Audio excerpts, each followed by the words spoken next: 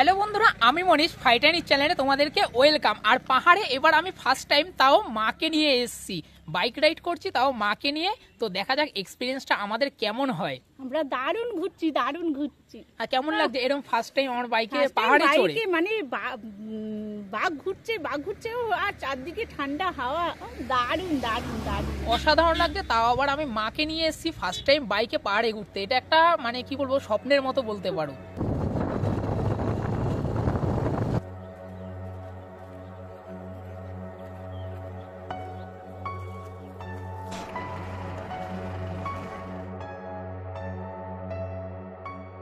ঘড়ির কাঁটায় এখন বাজে 8টা। ফাইনালি আমরা রেডি হয়ে গেছি যাওয়ার উদ্দেশ্যে। আমরা যাচ্ছি ব্যান্ডেল থেকে মালদা হয়ে। কেন আমাদের ডেস্টিনেশনটা ছিল এনজেপি অবধি, কেন আমরা মালদা হয়ে যাচ্ছি সেটা তোমাদের পরেই জানাচ্ছি। আমরা যে ট্রেনটা জার্নি করছি সেটা হচ্ছে 13145 রাধিকাপুর এক্সপ্রেসে। কিছুদিন আগেই তোমরা দেখেছো যে আমরা পুরুলিয়া থেকে ঘুরে এসেছি। হঠাৎ যেহেতু প্ল্যান হচ্ছে সেই কারণে আমরা এনজেপি যাওয়ার অবধি টিকিট পাইনি। ওই কারণে আমরা ব্যান্ডেল থেকে মালদা থেকে আমরা এনজেপি যাচ্ছি ভেঙে। 8টা 9টা না, ঘড়ির কাঁটা এখন 8টা 50। ফাইনালি আমরা ব্যান্ডেল স্টেশনে চলে এসেছি। আর একটু পরে হচ্ছে আমাদের ট্রেন।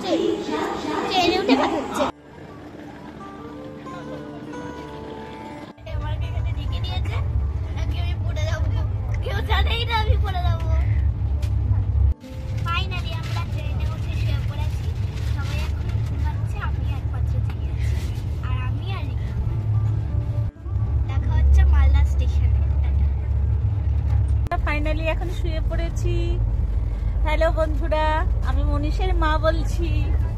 বলো তোমরা সবাই কেমন আছো? ভালোই আছি। আমরা এখন যাচ্ছি এনজেপি।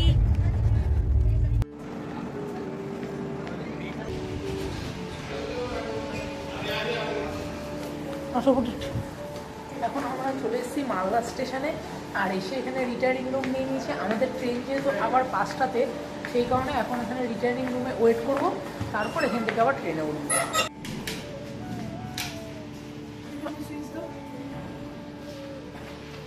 এখন আছি আমরা মালদা স্টেশনে। আগেই বলেছি, আর এত পরিমাণে বৃষ্টি হচ্ছে বাইরে, তা বলে বোঝানোর মতো না। সত্যি বলতে মালদা স্টেশনের রিটায়ারিং রুমের জায়গাগুলো তো অসাধারণ একটাই কথা, পুরো ভুতুড়ে দেখে মনে হচ্ছে। আর তার সাথে বাইরে বৃষ্টি হচ্ছে।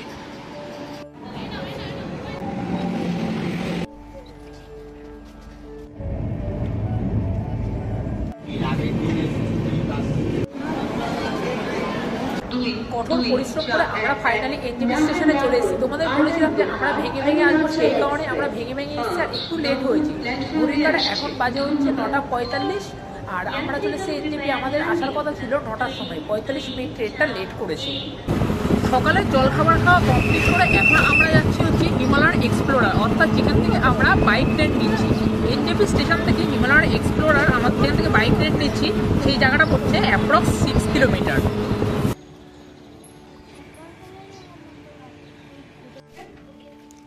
ফাইনালি আমরা বাইক রেন্ট নেওয়া কমপ্লিট করে বাইকে ফুল ট্যাঙ্কি তেল ভরে আমরা বেরিয়ে পড়েছিলাম দার্জিলিং যাওয়ার উদ্দেশ্যে। বর্তমানে আমি তো আমার বাইকে ফুল ট্যাঙ্কি তেল ভরেছি, আর আমার তেল লেগেছে প্রায় 800 টাকার। আমাদের মনে একটাই প্রশ্ন আসতে পারে যে বাইকে মাত্র 800 টাকার কি তেল লেগেছে? 800 টাকার তেল না, যেহেতু আমার গাড়িতে কিছুটা তেল ছিল সেই কারণে আমি আপাতত 800 টাকার তেল ভরে জার্নি শুরু করেছিলাম। তোমরা যদি বাইক রেন্ট করে বা পার্সোনাল গাড়ি নিয়ে তোমরা যদি শিলিগুড়ি থেকে দার্জিলিং পৌঁছাতে চাও, তাহলে হচ্ছে তোমাদের দুটো রাস্তা রয়েছে। একটা হচ্ছে নেপাল বর্ডার হয়ে, আরেকটা হচ্ছে কার্শিয়াং হয়ে। আমরা তো চয়েস করেছিলাম নেপাল বর্ডার হয়ে, একটাই কারণ রাস্তাটা খুবই ভালো ছিল। সময় একটু বেশি লেগেছে, তো তাতে কিছু অসুবিধা হয়নি।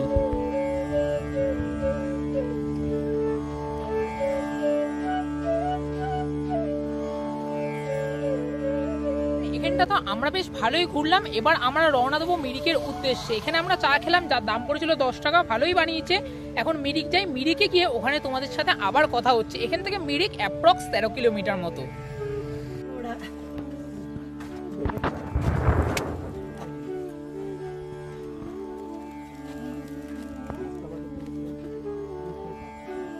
পাহাড়ে গাড়ি চালানো এটা আমার ফার্স্ট টাইম, তাও আবার আমি মাকে নিয়ে পাহাড়ে গাড়ি চালালাম। আমি এটা স্বপ্নেও ভাবতে পারিনি যে পাহাড়ে রাইড করবো, তাও আবার মাকে নিয়ে। যাই হোক, আমাদের এই ঘোরাটা তো বেশ ভালো হচ্ছে আপাতত। এখন রাস্তা তো খুবই ভালো, আবহাওয়া তো বেশ ভালো রয়েছে, মাঝে মাঝে একটু ওয়েদার খারাপ করে আসলেও কিন্তু এখন তো ওয়েদারটা বেশ ভালো হয়েছে। ফাইনালি আমরা মিরিকের কাছেই চলে এসেছি, আর মিরিকে গিয়ে আমরা গাড়িটা পার্কিং করবো। আর ওখানে পার্কিং এর আমাদের খরচা পড়েছিল মাত্র 50 টাকা। চলো মিরিকে গিয়ে এবার না হোক তোমাদের সাথে কথা হচ্ছে। ফাইনালি আমরা চলে এসেছি মিরিকে, আর এখন মিরিকটা তো সম্পূর্ণভাবে ঘুরে দিচ্ছি। বেশ ঠান্ডা এখানে, মিরিকটা ততক্ষণ একটু সিনেম্যাটিক শটে।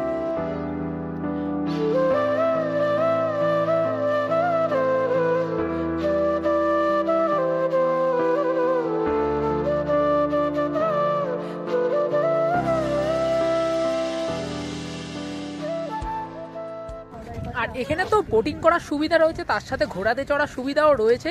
বোটিং এর প্রাইসটা কত সেটা আমি জানি না, ঘোড়াতে নাকি 200 টাকার উপর নেয়। তো আরেকজন তো আমাদের সাথে যে ছোট ব্যক্তি আছে তিনি তো ঘোড়াতে চড়বে বলে বিশাল লাফালাফি করছে। যদি ঘোড়াতে ওঠে তাহলে সেই ভিডিওটাও অবশ্যই দেখাবো। মিরিকে তো আমরা ঘুরছিলাম, কিন্তু সেকেন্ডের মধ্যে ওয়েদারটা এত চেঞ্জ হয়ে গেল আর আবহাওয়াটা এত বাজে করে দিল, সেই কারণে আমরা বেরিয়ে যাচ্ছি আমাদের হোমস্টে যাওয়ার উদ্দেশ্যে। এদিকে বুটিট, এদিকে এদিকে। ফাইনালি আমাদের মিরিক ঘোরা কমপ্লিট হয়ে গেছে। এখন আমরা চলে যাচ্ছি লেপচা জগতের দিকে। আমরা যে হোমস্টেটা নিয়েছি সেটা রয়েছে হচ্ছে লেপচা। আমাদের সাথে একটা ছোট্ট অভিজ্ঞতা শেয়ার করি। আমরা যে ম্যাপ দেখে আসছিলাম, আমাদের একটা অন্য রাস্তা দিয়ে নিয়ে আসলো, আর যেই রাস্তাটা এত পরিমাণে খারাপ ছিল, আমি যদি ভিডিও করতে পারতাম তাহলে তোমাদের সম্পূর্ণভাবে দেখাতে পারতাম। আর এটা ছিল আমাদের হোমস্টে, অসাধারণ। ফাইনালি আমরা চলে এসেছি আমাদের হোমস্টেতে, যেই হোমস্টে তো একদম পুরো অসাধারণ, আর ডেকোরেশনের দিক থেকে তো কোনো কথাই হবে না। অসাধারণ অসাধারণ একটা হোমস্টে, এটা আমরা পেয়েছি খুবই অল্প পয়সায়। এদিকে ওয়াশরুম রয়েছে, দেখা যাক ওয়াশরুমটা কেমন। বাহ, ছোটখাটোর মধ্যে গিজারও রয়েছে, খুবই সুন্দর।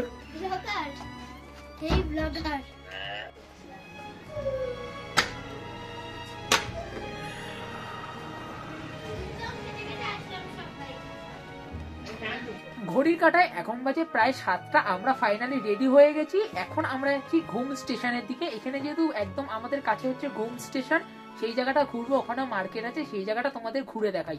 যেহেতু আমাদের আসতে এখানে মোটামুটি ভালোই লেট হয়ে গেছে, ফ্রেশ হয়ে নিলাম। ভেবেছিলাম দার্জিলিং মেলে যাবো, কিন্তু যেহেতু সময়ের অভাব সেই কারণে আজকাল আমরা মেলে গেলাম না। এই জায়গাটাই আজকে এক্সপ্লোর করবো, তাই তো? ভীষণ ঠান্ডা, সত্যি বলতে ভাবিনি যে এত পরিমাণে ঠান্ডা হতে পারে। কয়লা জ্বালিয়ে দিয়ে এতক্ষণ আগুন ইয়ে করেছি, তারপর এখন আমরা বেরোচ্ছি। হ্যাঁ, চা খাওয়া হয়েছে, আর রাত্রের ডিনার তো একটা অসাধারণ কিছু আছে, সেটাও তোমাদের দেখাবো। আপাতত ঘুম স্টেশনের ওখানে গিয়ে কথা হচ্ছে তোমাদের সাথে, ঠিক তো? আর বাইকে করে কেমন লাগলো? দারুণ লেগেছে, দারুণ ভীষণ ভালো লেগেছে।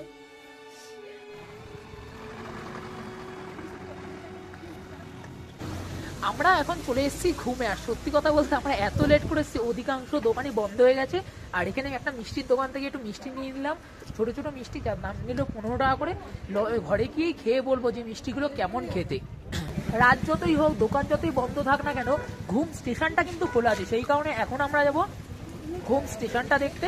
চলো ঘুম স্টেশনটা একটু ঘুরে আসি আগে, তাই তো? আর এখানে লেপচা জগতের থেকে ঘুমে এখানে ঠান্ডাটা তাও অনেক তুলনামূলক কম। ওখানে এত পরিমাণে আমাদের ঠান্ডা লেগেছে সে আর বলার মতো না।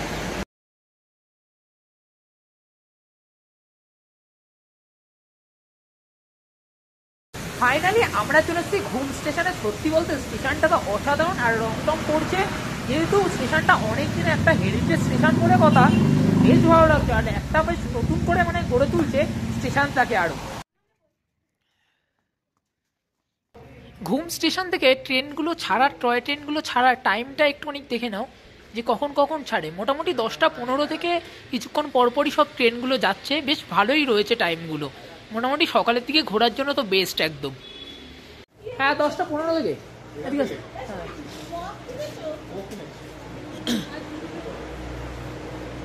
অবশ্যই যদি এরকম দার্জিলিং বা এরকম লেপচা জগতে যদি আসো, তাহলে বিশেষ করে এরকম বিকেল টাইমটা ঘুম স্টেশনটা কাটানোটা খুবই জরুরি।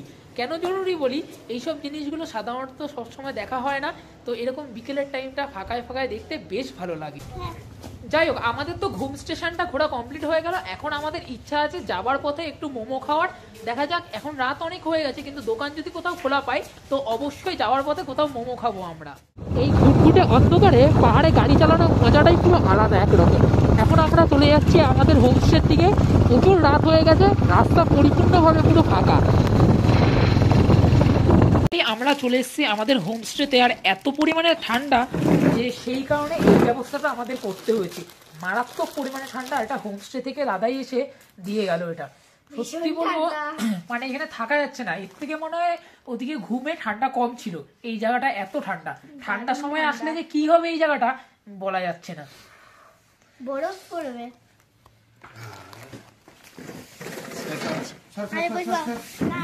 তুমি চুল নিয়ে আসো। আচ্ছা আচ্ছা, চিটিং চিটিং। মারাত্মক ঠান্ডা, মারাত্মক। কেমন লাগছে ঠান্ডাটা?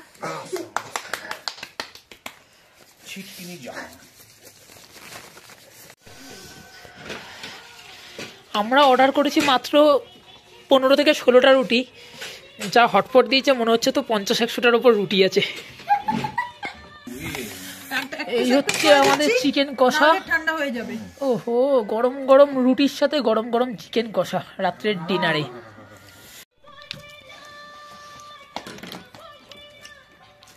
খেয়ে নাও, আমি আবার দিচ্ছি, কারণ ভালোই ঠান্ডা হয়ে যাবে।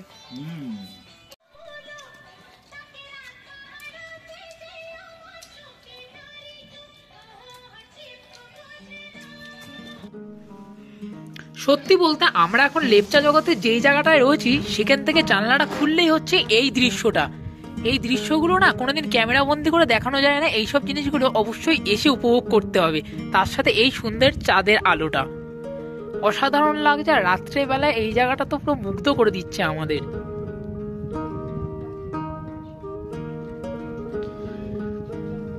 সত্যি তাই, দেখে মনে হচ্ছে সব পাহাড়ে এক একটা করে হিরে জল জল করছে। মারাত্মক ঠান্ডা, পুরো কাঁপিয়ে দিচ্ছে এক কথায়। ভিডিওটা এডিট করে দিবি কি দিবি দাঁড়া না? দাঁড়া দাঁড়া দাঁড়া দাঁড়া, তুই যদি আজকে রাতের মধ্যে না আজকে দিস, রাত্রেই দেবো। তাহলে দিনের বেলা তোমার ভিডিও বানালে আমি বার করে দেবো। সত্যি বলতে সকাল থেকে আমরা প্রচুর জার্নি করেছি, আর অনেক কিলোমিটার গাড়ি চলেছি, প্রায় 100 কিলোমিটারের ওপর। সেই কারণে আমরা খুবই টায়ার্ড হয়ে গেছি। ঘড়ির কাঁটা প্রায় 10:30টার ওপর বেজে গেছে। রাত্রে খাওয়া দাওয়া হলো, গল্প গুজবও হলো, কিছু ছবি তো তুললামই। এখন আকাশে কি হচ্ছে? এখন আমরা আগুন তাপাচ্ছি। আপাতত ভিডিওটা এখানেই শেষ করছি। দেখা হচ্ছে কালকে সকালে নতুন একটা ভিডিও নিয়ে।